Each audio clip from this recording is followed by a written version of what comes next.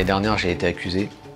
Le procureur a considéré que j'avais vécu une semaine d'orage vraiment exceptionnelle pour la France et que c'était criminel. C'est vrai que je m'étais bien gavé, hein. Je dois le reconnaître, c'était assez indécent.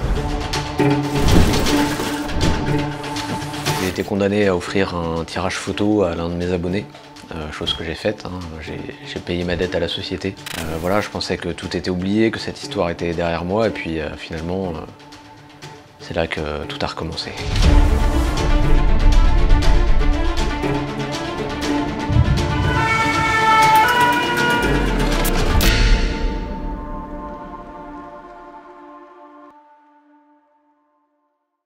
En juin 2022, il a commencé à faire très chaud, mais genre vraiment très chaud. La France, clairement, va cramer cette semaine. Il y a des gens qui ont commencé à dire que c'est l'été, donc que c'était normal, mais non, c'était pas du tout normal. On battait déjà des records de chaleur alors qu'on était qu'à la mi-juin. 40 degrés relevés à 16h30 à Saint-Jean-de-Minervois, record de précocité dans l'Hexagone. Nous, en tant que chasseurs d'orage, on s'est dit que on aurait sans doute des orages assez minables à la fin de cette période, hein. C'est souvent comme ça en fait après les canicules, comme en juillet 2019 par exemple, où je me souviens d'orages vraiment pas incroyables. Bref, je m'attendais à rien de fou non plus cette fois-ci. Mais j'y suis quand même allé parce que bon, voilà, vous savez ce que c'est, les pulsions habituelles quoi. Et bah bienvenue sur l'autoroute des orages aujourd'hui. Actuellement sur une aire de repos sur l'autoroute... Quel est le numéro de cette autoroute? Je n'en sais rien. Mais l'autoroute qui va vers Bordeaux en tout cas. Je suis quasiment en Gironde d'ailleurs. C'est le début d'un road trip orageux qui devrait durer quelques jours, je pense. Au moins 3 si ce n'est pas 4. Bon, la chaleur est très forte, mais a priori en soirée, le vent va tourner à l'ouest sur toute la partie littorale. Et ça va créer une convergence assez marquée avec les vents d'est qui sont plus dans l'intérieur des terres. Bon, ça va pas traîner, hein. Effectivement, des cellules se sont formées sur les lignes de convergence entre les Landes et la Gironde, au sud de Bordeaux en gros. Donc j'ai pas hésité, je suis allé me positionner tout de suite.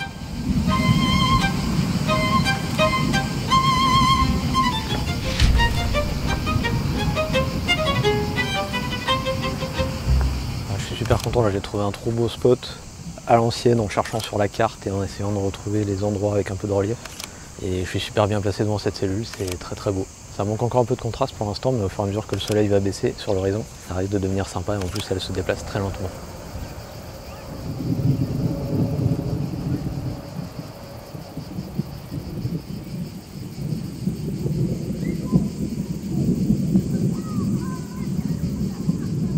Voilà, c'est bien ce que je vous disais, hein. À cause de la chaleur, les orages étaient peu structurés. Les bases étaient très hautes en altitude, il y avait peu de contraste, c'était très brumeux quoi. Pour l'instant, c'était loin d'être la sortie de l'année. Bon, c'est cool parce que cette cellule, elle fait du surplace depuis à peu près 1h30. Oh, très beau ça. Et j'allais dire qu'elle s'affaiblit un peu, mais en fait, je crois qu'elle se refait une nouvelle base ici, là. Ça gonfle pas mal au-dessus. Et il y a toujours de l'activité électrique, même s'il n'y a pas énormément de foudre.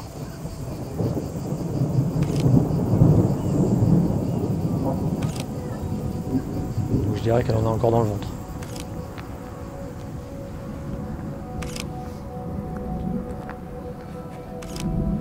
Le problème, c'est que la nuit est tombée très rapidement après ça et que en fait, cette cellule, elle est morte. Alors il y a des nouveaux orages qui se sont formés, mais plus à l'ouest, au niveau de l'estuaire, vraiment de la Gironde, et qui a remonté ensuite sur Angoulême. Il a fallu que je me repositionne, que je fasse pas mal de kilomètres. Et comme d'habitude, à partir du moment où c'est la nuit, bon, c'est plus difficile de trouver des spots, surtout dans cette zone que j'ai pas exploré non plus des milliers de fois. Bon, j'ai réussi à me repositionner plutôt pas mal par rapport aux orages, bon, même si là je me suis fait prendre dans un des noyaux. Malheureusement il n'y a pas de foudre, c'est que de l'intra, donc voilà, c'est dommage. Mais je ne désespère pas de voir de la foudre à l'arrière, c'est pour ça que j'attends un petit peu. Je vais laisser la cellule passer et on verra s'il y a de la photo à faire derrière. La chasse a été hyper difficile, franchement, les orages m'ont nargué toute la nuit. Ça a lâché de la foudre au loin sur l'horizon, et puis quand j'arrivais, c'était plus que des intras nuageux. Mentalement, ça a été difficile. Et au bout d'un moment, j'ai complètement laissé tomber. Je me suis dit qu'il était temps d'aller juste recharger les batteries, quoi.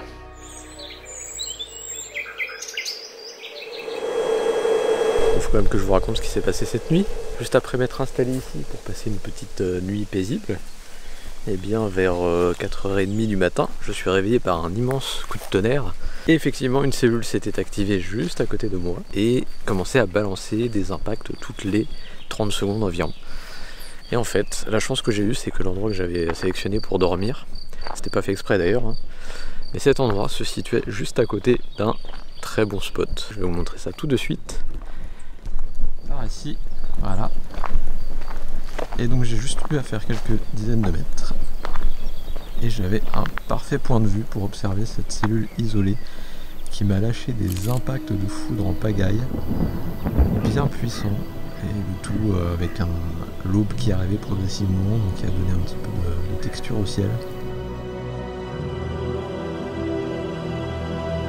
En fait, c'est un peu ça aussi les surprises qu'on peut avoir en période caniculaire, hein. C'est ce genre d'orage isolé et très foudroyant, totalement surprise. Bon, j'avoue que j'ai eu un petit peu de chance sur ce coup-là. Mais ouais, en tout cas, je commençais à me prendre au jeu de ce road trip. Donc voilà, nuit compliquée, mais nuit sauvée au dernier moment. Et du coup, ça permet de partir pour la chasse d'aujourd'hui en étant de bonne humeur. Non, je crois qu'il y a eu un accident. Mais ça m'arrange pas trop parce que j'ai encore 2 heures, un peu plus de 2 heures de route vers ma cible du jour. Et je suis pas non plus méga en avance. Du coup, j'aimerais bien que ça s'éternise pas. Mais c'est sympa, ça fait partie de l'ambiance estivale aussi. 22 minutes. Je suis resté bloqué 22 minutes dans cet embouteillage. C'était terrible. Terrible. Mais bon, j'ai quand même fini par réussir à prendre la route et à atteindre d'ailleurs ma cible du jour. Mon point de chute du côté de Bourges. Et ça, sous un grand ciel bleu, sous un grand soleil. Donc ça va, j'étais dans les temps. Super spot de vue vers l'ouest, le sud-ouest, le sud, un peu l'est aussi. On va chauffer un petit peu, je vous cache pas, parce qu'il fait quand même encore 37 degrés au thermo de la voiture. On n'a plus qu'à tuer le temps tranquillement. Et tuer les temps d'ailleurs aussi, parce que je me fais un peu attaquer depuis tout à l'heure. J'espère qu'il ne va pas y en avoir trop, parce que j'aime pas trop ce genre de bestiole.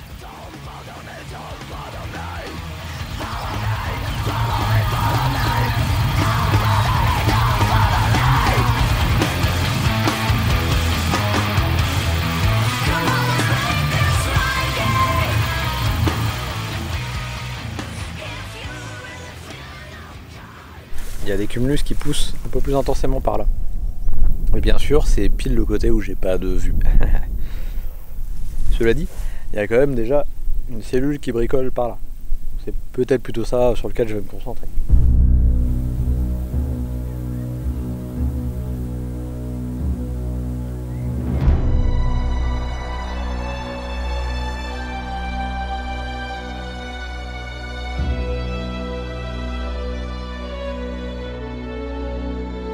Elle payait pas de mine cette cellule, mais en fait elle était déjà en forte rotation.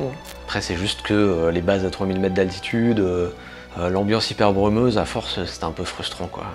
Bon vous savez quoi, même si ce spot est parfait, et même si j'ai un orage devant moi, ben, je pense que je vais bientôt abandonner cet endroit. C'est vraiment trop sec ici l'environnement, alors qu'un peu plus au nord vers Auxerre et Troyes, les paramètres sont vraiment excellents. Faut prendre de l'avance. Alors là je prends la direction du nord-est, donc avec la cellule dans mon dos bien sûr. Et je commence à traverser un peu des villages, traverser la vallée de la Loire aussi. Et c'est au moment où je me retourne pour voir à quoi elle ressemblait que je me rends compte qu'elle fait un petit nuage mûr tout mignon. Voilà, ça s'est un peu structuré je crois, on peut le dire. Elle a attendu que je lui tourne le dos pour enfin prendre une allure vraiment super cellulaire. Vous avez vu à quel point ils sont fourbes ces orages franchement? J'en revenais pas. Et je sais pas si cette cellule elle va se maintenir ou si elle va se renforcer. Mais je suis à peu près sûr qu'il va se passer des choses assez vénères sur Auxerre dans tous les cas. Donc on trace, on prend l'autoroute, on se dépêche. Ce qu'il faut savoir, c'est qu'à ce moment-là, alors certes il y avait cette petite cellule mignonne là, mais il y avait aussi un monstre qui était en train de sévir depuis 1 heure plus au nord-ouest sur le Loiret en fait. Et franchement, bah, elle a commencé à me faire les yeux doux quoi. Je me suis senti un petit peu attiré par là-bas.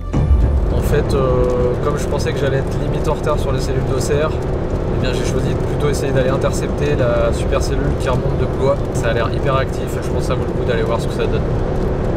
Mais je gardais en tête le potentiel plus à l'est entre Auxerre et Troyes. Et du coup j'ai eu tellement de mal à prendre une décision que j'ai littéralement raté la sortie d'autoroute qui permettait d'aller soit à l'ouest soit à l'est. La pire décision c'est vraiment de ne pas prendre de décision. Et c'est exactement ce qui s'est passé. Donc à ce moment-là, j'étais vraiment en train de rager contre moi. Et pourtant, je savais même pas encore ce que j'étais en train de rater.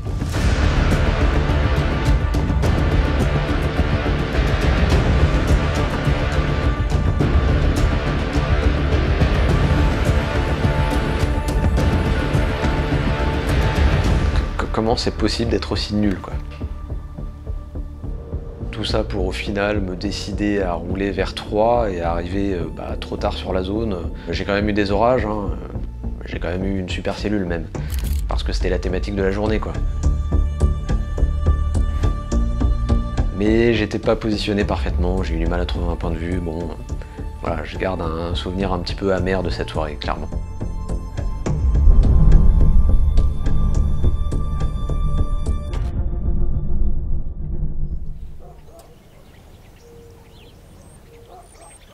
Le lendemain, la situation était vue de nouveau intense sur Angoulême, là où j'étais 36 heures avant, quoi.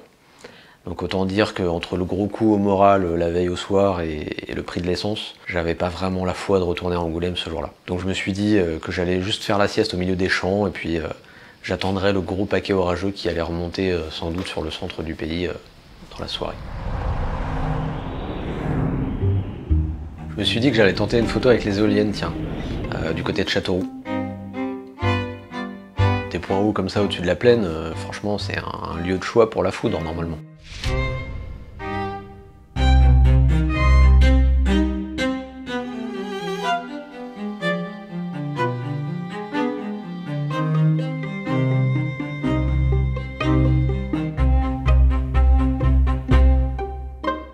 Alors l'orage est bien arrivé, hein, ça y a pas de problème, et violent avec ça.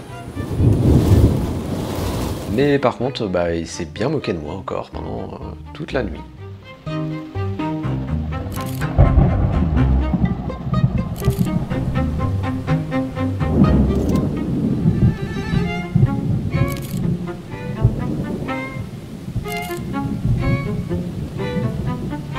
Et à force de voir la foudre éviter comme ça les éoliennes ou mon cadre, j'ai commencé à me poser des questions.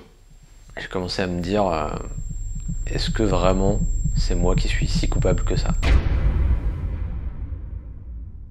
Bon, bien, je suis repassé vite fait à la maison après 3 jours de chasse non-stop pour me laver et dormir 3 heures. Et sauf que là, il y a une cellule qui est en train de se former. Et donc là, je crois que j'ai pris toutes mes affaires, je suis à la bourre, mais j'y vais tout de suite, c'est parti. Hop, donc là, on a une cellule qui est en train de se former ici. Aujourd'hui, il y a du gros potentiel en plus. Évidemment, je suis tombé sur le seul mec qui a un Range Rover et qui roule à 40 en permanence, nickel. Et finalement, faux départ. Faux départ, ça a du mal à prendre là, on manque d'humidité clairement. Donc il n'y a pas trop d'urgence en fait. Mais je pense que je vais quand même remonter vers l'Allier, plus par ici. D'ailleurs là-bas ça gonfle vraiment bien aussi. Voilà, et donc la chasse est quand même partie, mais on a le temps, L'avantage c'est que j'étais déjà dans la zone de chasse, donc quand la deuxième cellule s'est formée à peine 1 heure plus tard, j'étais immédiatement dessus. Et heureusement parce qu'elle n'a pas traîné pour prendre de la gueule.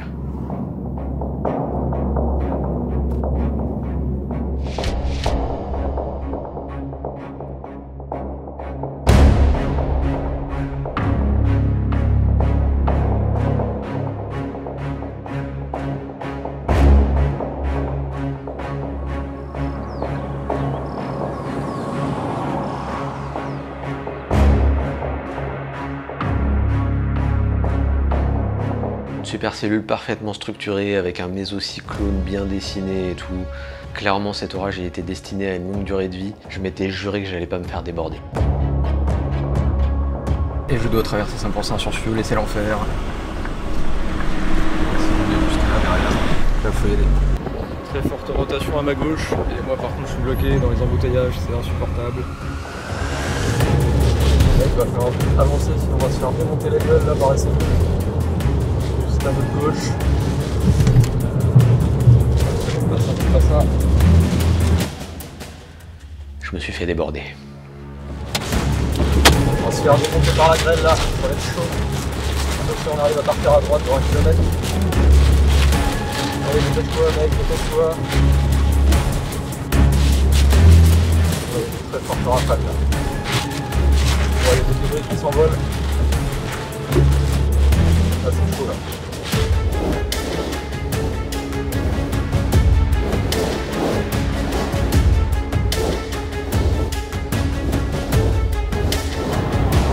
J'ai pris la décision de laisser passer la cellule devant moi parce que de toute façon j'avais pas le temps de la précéder. Et que là il y a un très gros rideau de grêle à mon avis ici. Donc on va la laisser passer, ensuite on va aller sur la trajectoire ramasser des grêlons.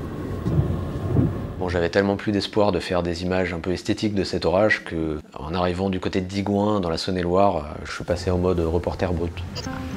Voilà le résultat à Digoin. Comme prévu, ça a bien envoyé ici. J'espère qu'il n'y a pas trop de dégâts chez les gens.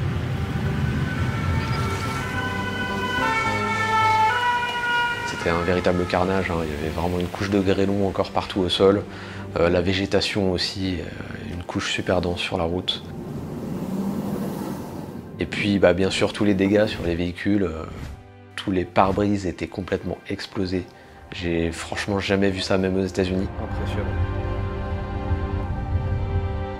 Pourtant les grêlons n'étaient pas si énormes, hein, je dirais dans les 5-6 cm au maximum. Mais je pense qu'en fait il y a eu du vent tellement fort que ça a ramené la grêle à l'horizontale, ça a mitraillé tous les gens qui malheureusement se trouvaient dans ce coin-là. Mais en tout cas, en voyant tout ça, et en repensant à la façon dont l'orage m'a snobé encore une fois, je me suis dit vraiment, non, c'est pas moi le coupable, c'est l'orage en fait. C'est lui le coupable. Vous voyez ce que je veux dire? Alors oui, c'est sûr, je m'en sors bien, je suis pas blessé, j'ai pas le pare-brise sur les genoux, ok, mais je me considère quand même comme une victime des orages. Franchement. Il faut que je reparte en chasse dans 20-30 minutes maximum à mon avis, car c'est en train de bourgeonner sur la chaîne des volcans. Mes vêtements sont pas propres, la vaisselle est pas faite, j'ai pas eu le temps de finir de décharger mes cartes mémoire. Je suis en train de me faire cuire des pâtes rapidement. C'est la panique totale, mais c'est pas grave, c'est ça qu'on aime, on aime les orages, on va s'amuser encore. On a dormi 4 heures par nuit les 5 dernières nuits, mais tout va bien. Allez, on se retrouve sur les routes de l'orage dans quelques instants. Ils me pourrissent la santé, ils m'obligent à dormir à l'arrache dans ma voiture, à manger n'importe comment, à laisser plein d'autres choses à l'abandon aussi. Ils me pourrissent le moral également, soit parce qu'ils sont pas là, soit parce qu'ils sont à un endroit où je suis pas. Après je dis pas, parfois ils me rendent heureux, mais en tout cas c'est eux qui décident et moi je subis simplement. C'est genre le 5e, 6e jour de chasse consécutif. Et même le 25 juin, là, alors que la situation était vraiment pas dingue sur le papier, il n'y avait aucune instabilité quasiment, la dynamique était un petit peu bizarre, les vents pas géniaux. J'ai quand même été obligé d'aller sur le terrain parce que c'était pas très loin de chez moi et parce que voilà, j'ai été attiré par l'orage. Et c'est là que j'ai quand même eu une super cellule.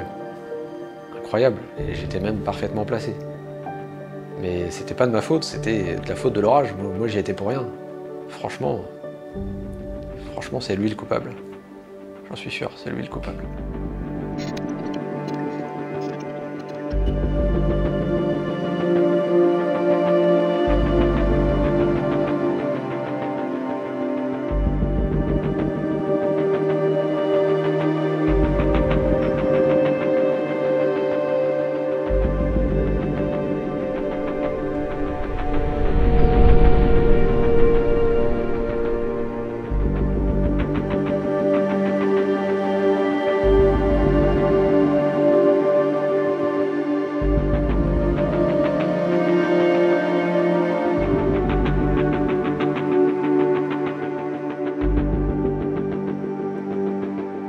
En fait, j'ai compris que c'est lui qui joue avec moi et pas l'inverse.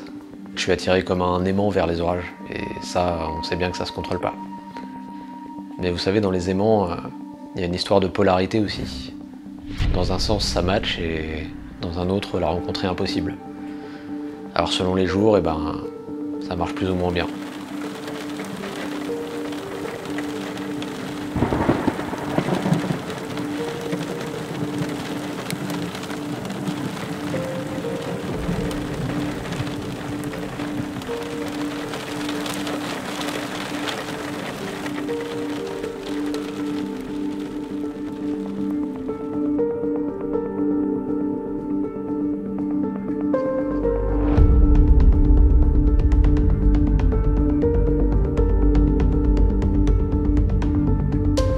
fait, c'est lui le coupable, c'est évident. C'est lui, c'est de sa faute à lui. Moi, j'ai rien fait, moi.